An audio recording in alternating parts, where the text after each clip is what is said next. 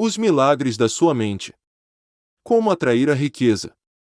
Segundo Joseph Murphy, o homem tem uma mente única, com dois níveis ou funções mentais distintas.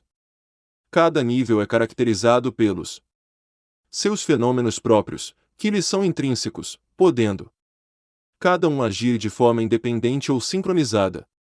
A um dos níveis chamamos de mente objetiva, porque lida com as coisas externas, e ao outro, mente subjetiva, porque é maleável e passível de ser controlada pela sugestão da mente objetiva ou consciente. A função da mente objetiva é tomar conhecimento do mundo objetivo sendo os seus canais de observação os cinco sentidos físicos. A mente objetiva é a nossa guia no contato com o meio à nossa volta.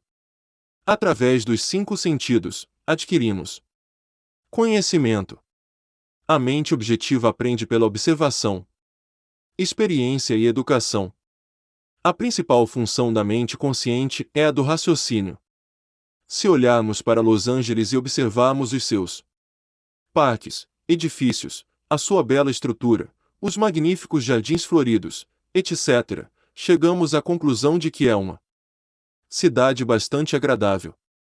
Esta é a maneira como funciona a nossa mente consciente ou objetiva. A palavra objetiva significa que esse domínio da mente está relacionado com as coisas objetivas. Já a mente subjetiva se relaciona com o meio de modo independente dos cinco sentidos físicos. A mente subjetiva ou subconsciente. Podem usar-se ambos os termos percebe através da intuição. É neste plano subconsciente que habitam as emoções. Sabemos, sem dúvida, que tem um desempenho máximo quando os sentidos objetivos estão inativos. É a inteligência que se manifesta quando a mente consciente está suspensa ou num estado de sonolência ou adormecimento. O subconsciente vê sem fazer o uso dos olhos. Tem a capacidade de clarividência e clareaudição. A mente subconsciente pode abandonar o corpo, viajar por lugares distantes e reabilitar uma inteligência frequentemente dotada de uma compreensão mais exata e verdadeira das coisas. Através dela, podemos ler os pensamentos dos outros, mesmo aos mínimos pormenores, e também o conteúdo de cartas seladas e cofres fechados. A mente subconsciente tem a capacidade de captar os pensamentos dos outros sem fazer uso dos meios de comunicação comuns e objetivos. Por isso é tão importante compreendermos a interação do consciente com o subconsciente para aprendermos a verdadeira arte da oração.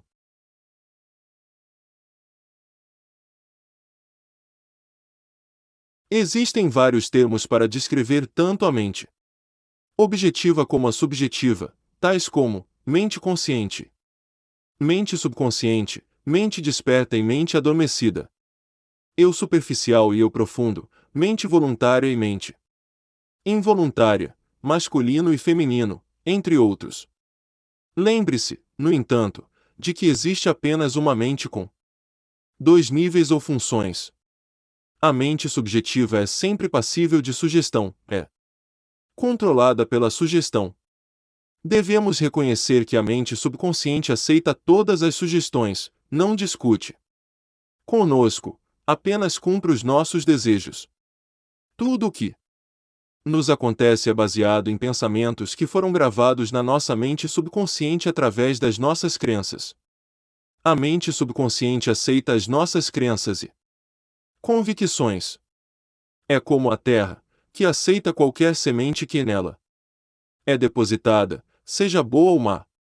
Lembre-se, tudo o que aceitar como verdadeiro e no qual acreditar será aceite pela mente subconsciente será convocado para a sua vida sob a forma de condição, experiência ou acontecimento.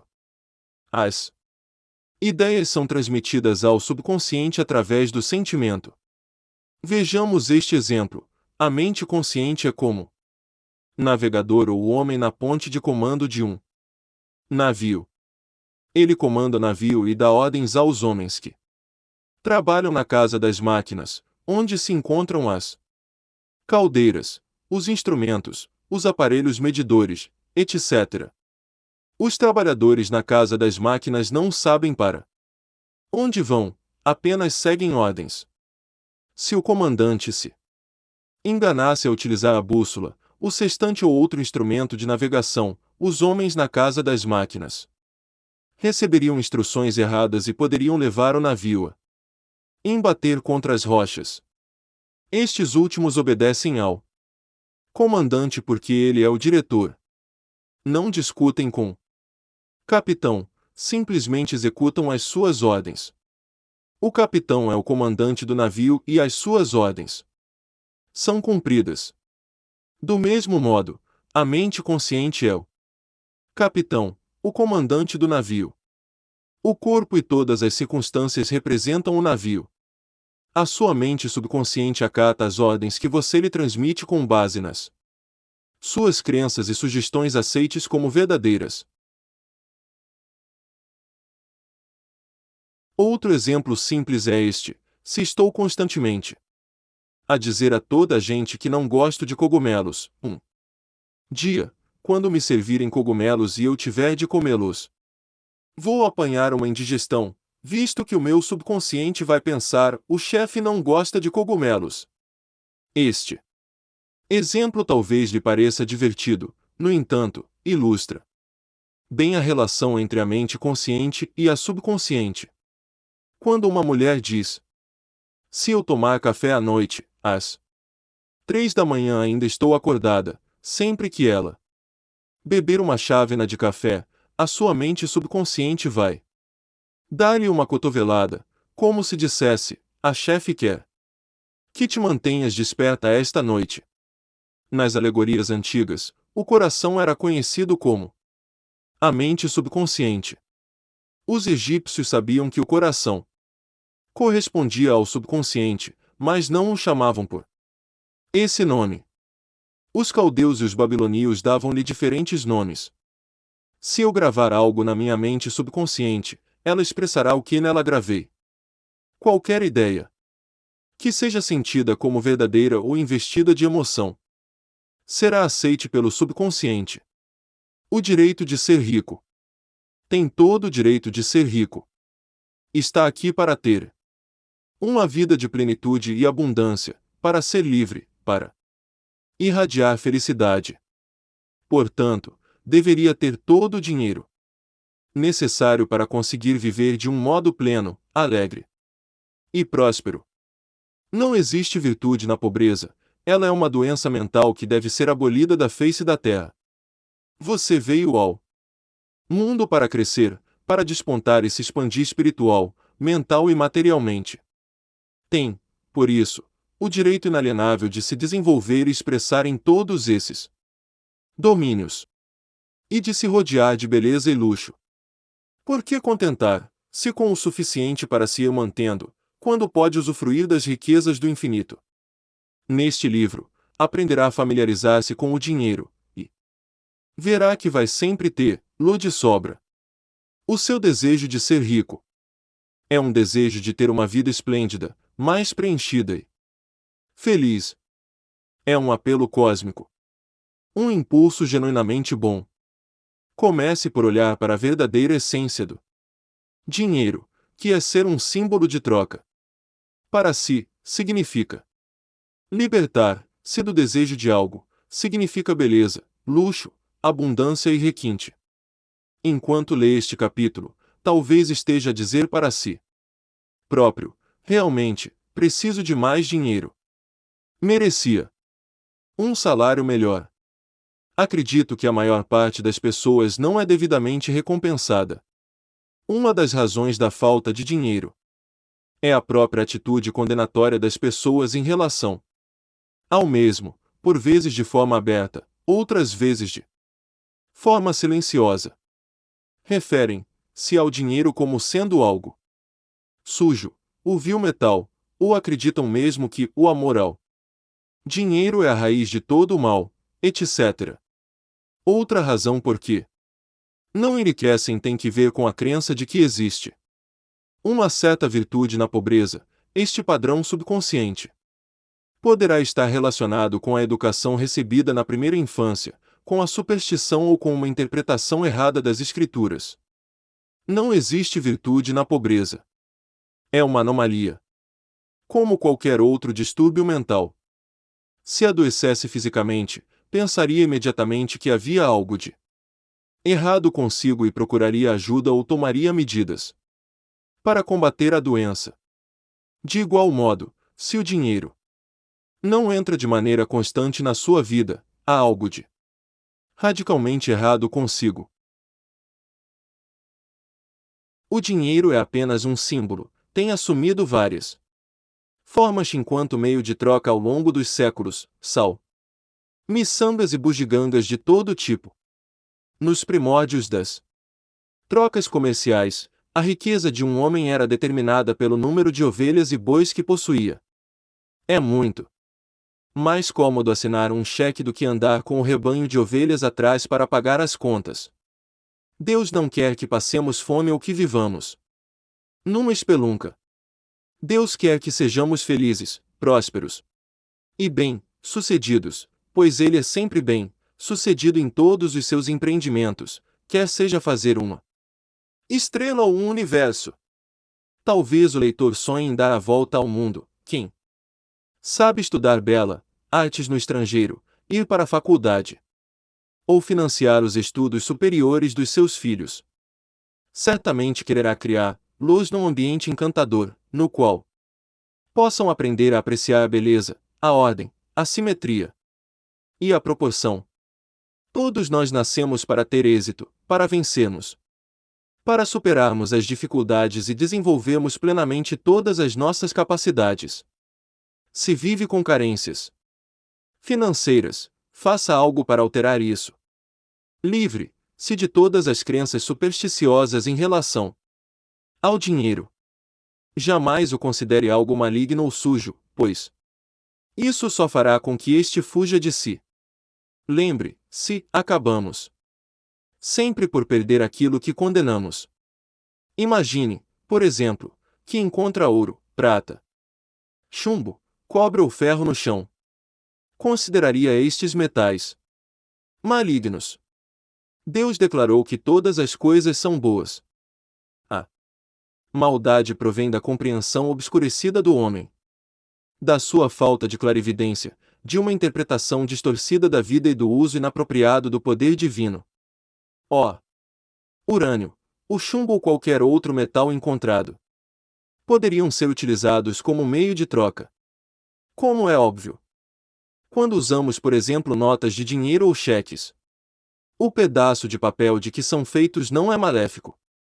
Os físicos e os cientistas de hoje sabem que a única diferença entre um metal e o outro é o número e a velocidade com que os eletrões giram ao redor do núcleo dos átomos. A ciência aprendeu a transmutar um metal noutro bombardeando-os átomos numa máquina chamada ciclotrão. O ouro, quando sujeito a determinadas temperaturas, transforma-se em mercúrio. Não demorará muito até que o ouro, a prata e outros metais possam ser sintetizados quimicamente em laboratório. Não consigo conceber que haja algo de maligno em eletrões, neutrões, prótons e isótopos. O pedaço de papel no seu bolso é constituído por eletrões e prótons organizados de diferentes maneiras. O seu número e a velocidade das suas órbitas são diferentes, e é só por isso que o papel se distingue da prata no seu bolso. Há quem diga: as pessoas matam-se por dinheiro. São capazes de roubar. De facto, o dinheiro tem estado muitas vezes associado a uma série de crimes, mas isso não faz dele mal. Se um homem paga a outro para assassinar alguém, está a usar incorretamente o dinheiro, canalizando-o para fins destrutivos. Uma pessoa pode utilizar a eletricidade para matar ou para iluminar a sua casa. Pode usar a água para matar a sede de um bebê ou para o afogar. Pode usar o fogo para aquecer uma criança ou para queimar. Outro exemplo muito ilustrativo seria você trazer um bocado de terra de um jardim para adicionar ao café do pequeno almoço. Far-lhe ia mal, seria nocivo, no entanto. Nem a terra, nem o café são nocivos. A terra foi colocada no lugar errado, ela pertence ao jardim. Do mesmo modo, uma agulha espetada no dedo seria uma coisa má. As agulhas e os alfinetes devem espetar-se na almofadinha de costura, não na pele. Sabemos que as forças dos elementos da natureza não são más. Se elas nos fazem bem ou mal só depende do uso que fazemos delas. Uma vez um homem disse-me assim: estou falido. Detesto o dinheiro. Ele é a raiz do mal. O amor pelo dinheiro em detrimento de tudo o resto faz com que uma pessoa se sinta desorientada e desequilibrada. Estamos aqui para aprender a usar o poder ou a autoridade de forma sábia. Alguns homens almejam poder, outros, o dinheiro. Quando alguém entrega o coração ao dinheiro e declara: a única coisa que me importa na vida é juntar dinheiro, é só o que eu quero, essa pessoa até pode vir a fazer fortuna, mas terá esquecido que veio ao mundo para ter uma vida equilibrada. Nem só de pão vive o homem.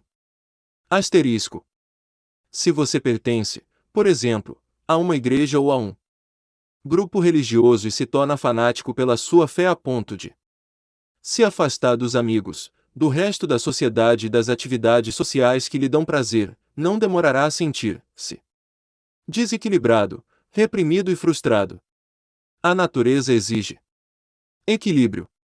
Se dedicar todo o seu tempo às coisas exteriores e às posses, tornar-se sedento de paz de espírito, harmonia, amor, alegria e uma vida mais saudável. Acabará por compreender que nada que seja real pode ser comprado. Não há mal nenhum em juntar uma fortuna ou ganhar milhões. No entanto, amar o dinheiro em detrimento de tudo o resto só lhe trará frustração, desencanto e desilusão, e é só neste sentido que ele pode ser a raiz dos males. Fazer do dinheiro o único objetivo na vida é uma má escolha. Se enriquecer era a coisa mais importante do mundo para si, e se esforçou muito para isso, provavelmente acabou por compreender que o dinheiro não é tudo. Aquilo que no fundo deseja é um lugar de equilíbrio, paz de espírito e abundância. Pode ser rico a mesma, se é esse o seu desejo, e ter também paz de espírito, harmonia, uma vida saudável e expressão divina. Toda a gente quer ter suficiente dinheiro, e não só algum para sobreviver. Se quer viver com abundância e excedentes recursos, tem todo o direito a isso. Os anseios, desejos e impulsos que temos em relação a alimentar-nos, vestir-nos, vivemos numa casa nossa, temos liberdade de locomoção, exprimir-nos, procriarmos e vivemos em abundância são, nos dados por Deus, são divinos e bons. Mas nós é que distorcemos esses impulsos, desejos e anseios e acabamos por atrair para a nossa vida experiências más ou negativas. O homem não é mau por natureza. Não pode haver tal coisa dentro de nós, uma natureza má. O que tenho dentro é Deus, a sabedoria universal, a vida que procura exprimir-se através de si.